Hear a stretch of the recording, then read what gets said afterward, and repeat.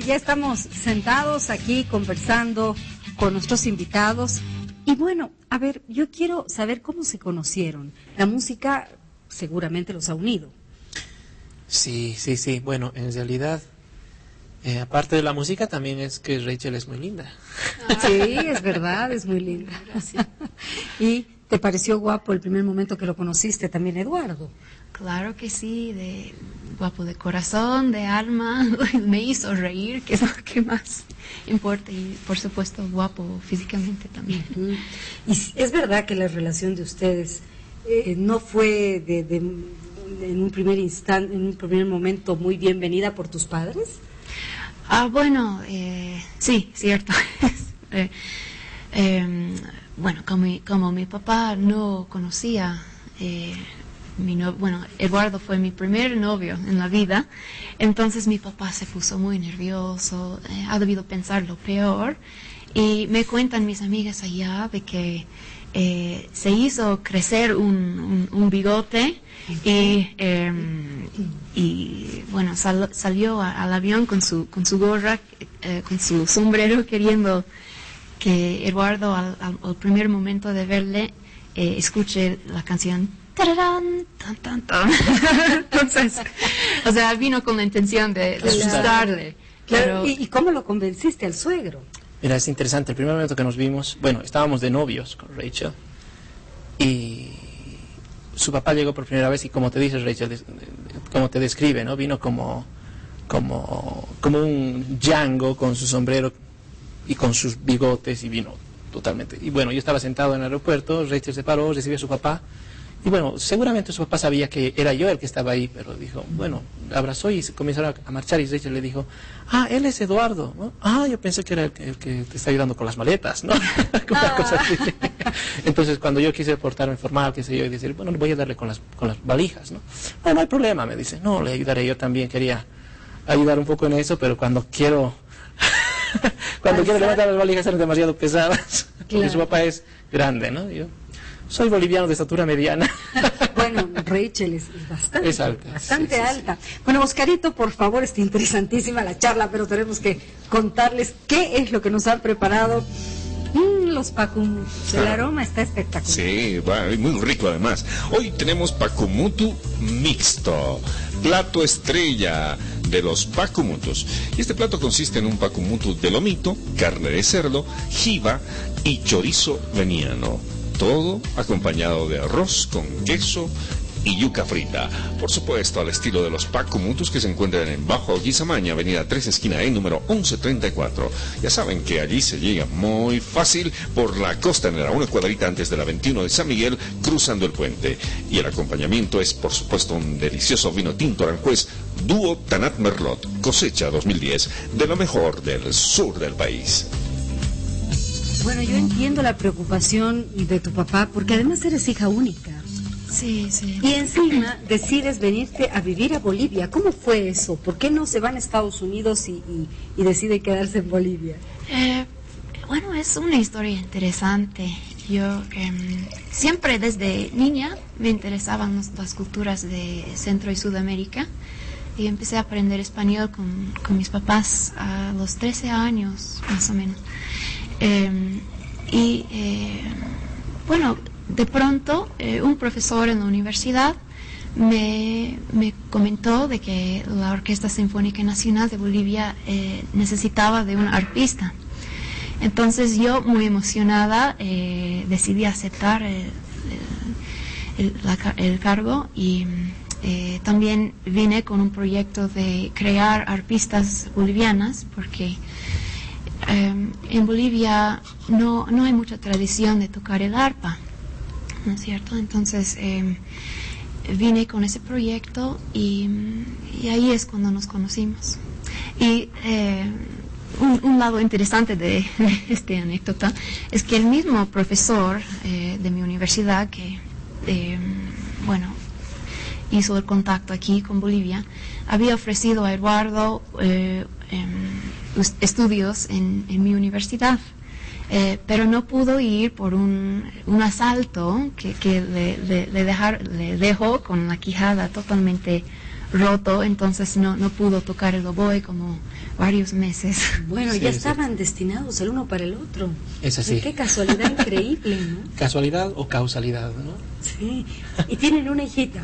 Tenemos ¿Es una boliviana la pequeñita? Sí, es boliviana, nació aquí en La Paz. Tiene 3 años y 9 meses. En diciembre cumple 4 años. Sí. Sí. Bueno, entonces se quedan a vivir en Bolivia. Sí, Por por ahora el sí, momento, por sí. Por ahora sí. Y ambos han estudiado música, ¿no? Qué importante es tener conocimientos sólidos en este mundo tan amplio de la música. Sí, es verdad. Bueno, a diferencia de Rachel, por ejemplo, que tiene una formación mucho más estricta desde niña, ya con el piano y el arpa, mi formación de niño ha sido con el folclore, ¿no? Tocaba instrumentos nativos, desde muy niño las alacitas, comprar la quenita, la zampoñita. Y obviamente después de unos años mi familia se mudó a Buenos Aires, Argentina, y yo me tuve que ir con ellos, obviamente, y ahí comenzó un poco mi formación clásica. En el colegio estaba en una banda, comencé a tocar algunos instrumentos de percusión, me interesó mucho este instrumento, el oboe, porque el profesor justamente de este colegio tocaba el oboe en una banda militar.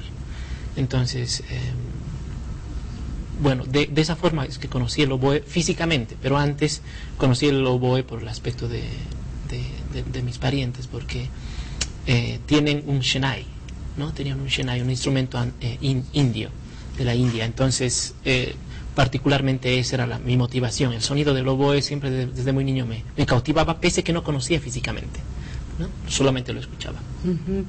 Kathleen, tú perteneciste a importantes orquestas del mundo. ¿Cómo te sientes ahora conformando la Orquesta Sinfónica de Bolivia? Sí, bueno, como estoy aquí ya 8 años, la percepción va cambiando, ¿no es cierto?, durante el tiempo. Al principio y ahora también siento honrada poder estar aquí, porque soy prácticamente la embajadora del arpa en el país. Entonces, para mí eso es algo que no debo tomar livianamente, es algo muy especial, algo muy serio, y es un privilegio poder estar tocando el arpa aquí.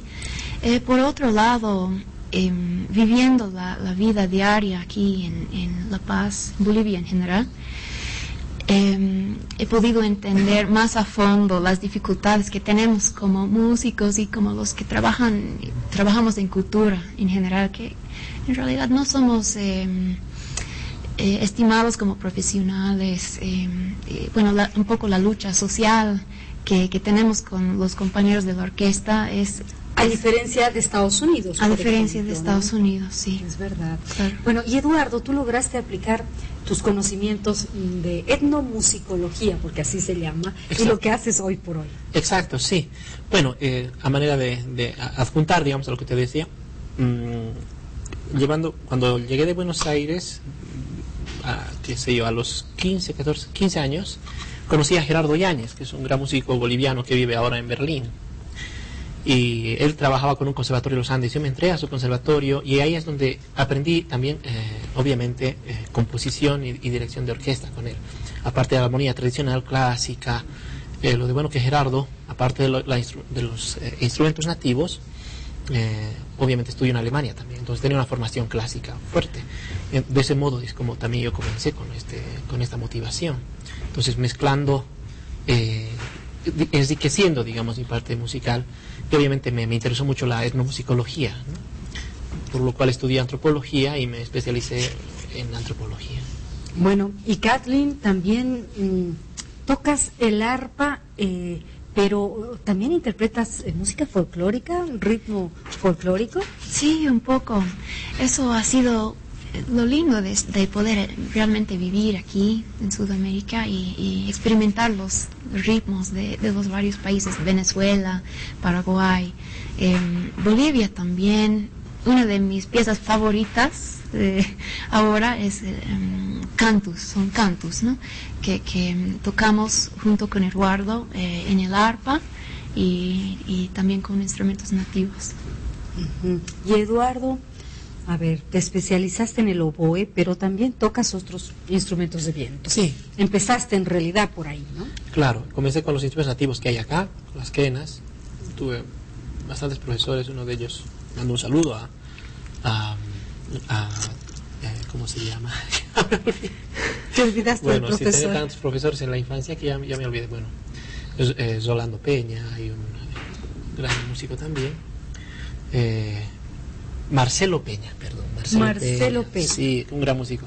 Bueno, aprendí quena prácticamente con muchos músicos y bueno, el oboe viene un poquito después, como a los 15 años, ¿no? En realidad, para uno que se forma en este instrumento un poquito tarde. Es un poquito tarde, Claro. pero lo tocas como todo un experto, en verdad, como si lo Gracias. hubieras tocado toda tu vida. Oscarito, Sí, tenemos preguntas. Luisa de La Paz para Rachel. ¿Es muy caro aprender a tocar el arpa? Y para comenzar, ¿cuánto llega a costar este instrumento? Sí, es una pregunta muy buena y bueno, problemática también, sobre todo aquí en Bolivia. El arpa clásica llega a costar desde sus $12,000 hasta sus 20 yo diría $20,000, ¿no? Obviamente un músico no piensa mucho en el costo de su instrumento porque es la inversión de su vida. Entonces, sea como sea, lo ahora, hace. la pregunta es, seguramente la señora que llamaba Sí. tendrá o ella interés o alguno de sus hijos. Quien aprende a tocar el arpa, ¿tiene que tener necesariamente este instrumento en casa? Sí. ¿Sí o sí? Sí, yo creo que sí. Yo di clases de arpa a muchos alumnos aquí en La Paz. Bueno, a lo largo de los años, quizás 25 o 30 alumnos. Y algunos muy talentosos. Desafortunadamente, uno por uno se han ido dejando por la dificultad del acceso al instrumento. Ahora hay unas arpas que no son clásicas sino celtas que hizo importar un amigo, Carlos Sewani. Bueno, una arpa hizo importar y armar aquí en Bolivia y eso llegó a costar unos $2,000, o sea, a diferencia de 12 a $20,000, $2,000 es mucho más manejable. Claro. Bueno, claro que no tiene todas las capacidades que tiene el arpa clásica. Ujú. Bueno, poco a poco quizás ya podrían llegar a esta otra que es mucho más cara, como la que tú tienes, ¿no? Claro. Que ya es profesional. Ahora, seguramente ustedes van a coincidir en aquello que se dice que quienes estudian y hacen música y tienen ese talento, también tienen un nivel superior de inteligencia. Y personalmente pienso de que todos tenemos la misma capacidad, pero con la música se abren ciertos panoramas, espectros, se abren los ojos de otra forma. Yo pienso que toda aquella persona, ya sea policía, ya tenga un oficio distinto, ya sea carpintero, si adjunta la música, digamos, en su diario vivir, está colaborando con no solamente con su inteligencia cerebral, sino emotiva. Entonces yo creo que en realidad abre un poco más a la sensibilidad en general de la cultura, de las ciencias, ¿no? Particularmente eso. Bien. A ver, me gustaría conocer qué tipos de arpa existen, porque bien hablabas de la celta, que es mucho más fácil de encontrar, más barata, pero deben haber más arpas. ¿Qué tipo de arpas? Sí, hay tantos estilos de arpas como hay países prácticamente.